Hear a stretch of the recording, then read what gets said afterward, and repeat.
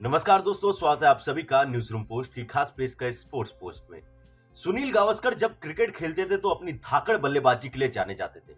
लेकिन सुनील गावस्कर अपने क्रिकेट से रिटायरमेंट के बाद जो ऑफ द फील्ड है वो लगातार अपनी बातों को बेबाकी से रखते हैं, चाहे वो क्रिकेट के मुद्दे हो या फिर क्रिकेट से बाहर के मुद्दे हो। अभी आपने देखा कि पहलगाम में जो एक बड़ा आतंकी हमला, उससे पूरा देश प्रभावित है और हर कोई कह रहा है कि पाकिस्तान को निस्तानाबूद कर दो, आतंकवाद को खत्म कर दो, उनकी जमीन को खत्म कर दो। और अब इस मुद्दे पर जो है सुनील गावस्कर ने बड़ा बयान देते हुए पाकिस्तान को आईना तक दिखा दिया। उसके बारे में आपको बताएंगे क्या कुछ कहा है। तो आप सभी को पता है कि वहां पर करीब जो है 26-28 लोगों की वहां पर मौत हुई है, करीब 30 के आसपास घायल भी बताया जा रहे हैं। और कल तो प्रधानमंत्री मोदी ने भी चेतावनी दे दी है कि जहां छिपना है, जहां भागना है, भाग जाओ। हम आपके साथ ऐसा करेंगे कि आप कल्पना भी नहीं कर सकते। और उसके बाद आपने देखा रातों रात जो है कश्मीर में एक्शन होता हुआ भी दिखाई दिया। लेकिन अब सुनील गावस्कर ने इसको लेकर कहा है कि पहले तो उन्होंने कहा कि मैं उन सभी परिवारों के प्रति अपनी संवेदना व्यक्त करना चाहता हूं जिन्होंने अपने परिवार के लोगों को खो दिया है। इसने हम सभी भारतीयों को प्रभावित किया है। उसके बाद वो कहते हैं कि उन्होंने पाकिस्तान को लेकर कहा और जिन्होंने इस घटना को अंजाम दिया, वो कहते हैं कि मैं सभी अपराधियों और उन सभी लोगों से जिन्होंने उसको समर्थन किया है, उसे चलाने वालों से एक सवाल पूछना चाहता हूं कि इस लड़ाई से क्या हासिल हुआ है। उन्होंने सवाल पूछा कि आखिर आपको इससे मिला क्या है। तो इसका जवाब तो मैं दूंगा कि आतंकवाद को इससे मिला क्या है, पर उसके बाद उन्होंने क्या क्या वो बताता हूं। तो उसके बाद वो कहते हैं कि आपने देखा 78 सालों में आपको क्या 1 मिलीमीटर भी जमीन आपको नहीं मिली है, अगले 78 साल तक भी आपको नहीं मिलेगी। तो क्यों ना हम शांति जो है बनाए रखें।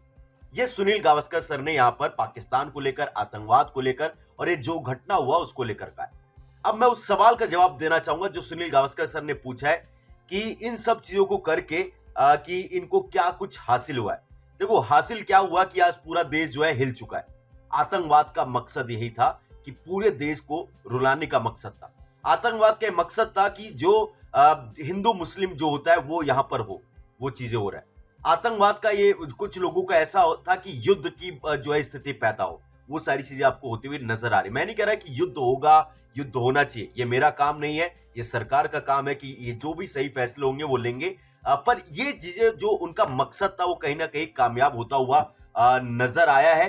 पर सुनील गावस्कर सर ने ये बात बिल्कुल सही की कि क्यों ना शांति की बात करें। पर मैं ये कहना चाहूंगा कि शांति की तो बात हम पिछले 78 सालों से कर रहे हैं। अब शांति नहीं, अब जो है युद्ध होगा। युद्ध उनके साथ होगा जिन्होंने ये घटना को अंजाम दिया है।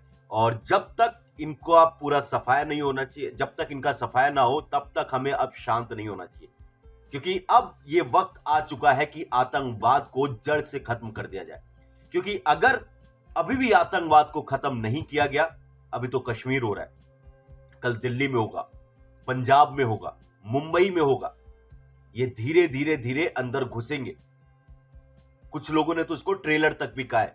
सो वो चीजें हैं। पर सुनील गावस्कर ने यहां पर पाकिस्तान को लेकर कहा हमारी सरकार जो है बहुत ज्यादा एकदम सख्त हो रखी है। और जिस तरीके का मतलब जिस तरीके की बयानबाजी आ रही है उससे तो एक चीज साफ तौर पर पता लग रहा है कि चलो कोई नहीं, अभी 1-2 दिनों में कोई ऐसा बड़ी चीजें नहीं हुई है, पर अगले कुछ दिनों में आपको कुछ बहुत बड़ा होता हुआ नजर आएगा। और पूरा भारत ये चाहता भी है, क्योंकि जो दिल में आग जल रही है वो तभी शांत होगा जब हम इन्होंने 30 मारे, जब तक इनके 30,000 नहीं जाते ना, तब तक ये जो है ये आग शांत नहीं होगी। पर जो सुनील गावस्कर ने कहा, इस पर आप सभी की क्या राय है, वीडियो को लाइक करके कमेंट सेक्शन में जरूर बताना।